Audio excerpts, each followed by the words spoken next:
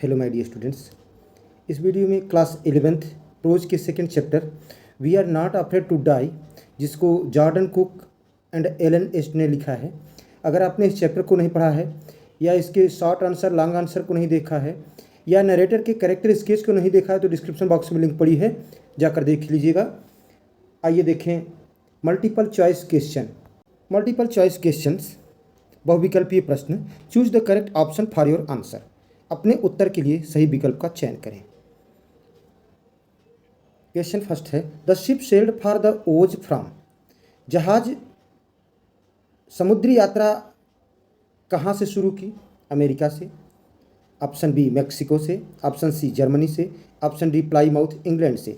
आपने अपना answer choose कर लिया होगा और निश्चित रूप से प्लाईमाउथ इंग्लैंड आपका उत्तर होगा, तो option D for Douglas correct हो जाएगा। सेकेंड क्वेश्चन है, the author decided to go for a round the world voyage to.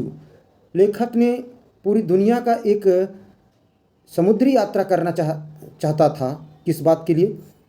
To duplicate the ओज made 200 years ago by captain James Cook. Option B see the world, option C settle down in different country, option D show his children the world rough ship. निश्चित रूप से आपने अपने answer को choose कर लिया होगा और ऑप्शन ए आपका करेक्ट हो जाएगा। टू डुप्लीकेट द ओज made 200 years ago by Captain James Cook. Third question है, the occupation of the author was. Author का, लेखक का व्यवसाय था businessman, sailor, teacher, none of the above. तो आप जानते हैं कि वो जो ऑथर था वो बिजनेसमैन था। ऑप्शन ए आपका करेक्ट हो जाएगा। फोर्थ क्वेश्चन है, the name of the ship of the author was. लेखक के जहाज का नाम था अमेजॉन, बेवॉकर, बेओशिप, सेलरशिप। आपने अपने आंसर को चूज कर लिया होगा और इसके आंसर को आप कमेंट बॉक्स में देंगे तो अच्छा लगेगा। क्वेश्चन 5 है, what part of the journey was pleasant for them. उनके लिए यात्रा का कौन सा भाग सुखद था? Option A first leg from England to Cape Town, option B last part of the journey, option C first few months, option D never. आपने अपने आंसर को चूज कर लिया होगा और निश्चित रूप से ऑप्शन ए आपका करेक्ट हो जाएगा, first leg from England to Cape Town. Next question है question 6, the name of the two crew man whom the author hired were. उन दो सेलरों नाविकों का नाम जिसको लेखक ने किराए पर लिया था, उनके नाम थे Shelley and Cabill, Larry Vigil and Hub Segler and Shelley Cooper, Larry Vigil and Adam Moore. तो निश्चित रूप से आपका ऑप्शन बी करेक्ट हो जाएगा, Larry Vigil and Hub Segler. Question 7 है, the author hired the two crewman to. तो लेखक ने दो सेलरों को किराए पर लिया। किस बात के लिए? Take rest from long the voyage. उस लंबी समुद्री यात्रा में आराम करने के लिए। Help tackle one of the world's roughest sea, the southern Indian ocean. तो दक्षिण हिंद महासागर के सबसे खराब महासागर में मदद करने के लिए उसने उनको लिया था। बोथ आर करेक्ट, दोनों सही हैं। नन ऑफ द अबव, एक भी सही नहीं है। आपने अपने आंसर को चूज कर लिया होगा, निश्चित रूप से आपका ऑप्शन बी करेक्ट हो जाएगा, help tackle one of the world's roughest seas, the southern Indian ocean.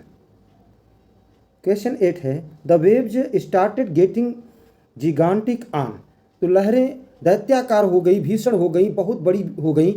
आप कब हो गई? दिसंबर 25, जनवरी 2, नवंबर 30, दिसंबर 31। निश्चित रूप से ऑप्शन बी आपका करेक्ट हो जाएगा, जनवरी 2। जनवरी 2 को ज़्यादा भयानक हो गई। Question 9, to slow down the boat in the storm they. तो तूफान में बोट को धीमा करने के लिए उन लोगों ने क्या किया? स्टॉप्ड सेलिंग, नाव को खेना बंद कर दिया। Drop the storm jib and lashed a heavy mooring rope. एक भारी रस्सी से उसको बांध दिया। Option C just drop the storm jib. Did nothing and waited for the storm to calm down. कुछ नहीं किया और इंतज़ार किया कि तूफान शांत हो जाए। आपने अपने आंसर को चूज कर लिया होगा। ऑप्शन बी आपका करेक्ट होगा। Drop the storm jib and lashed a heavy moving रोप।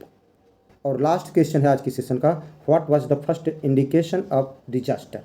तो आने वाली विपदा का प्रथम संकेत क्या था?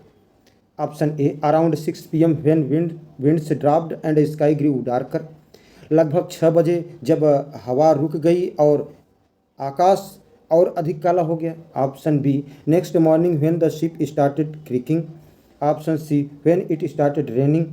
Option D, when winds were strong.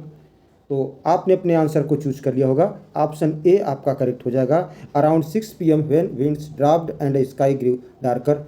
सभी को शुभ रात्रि।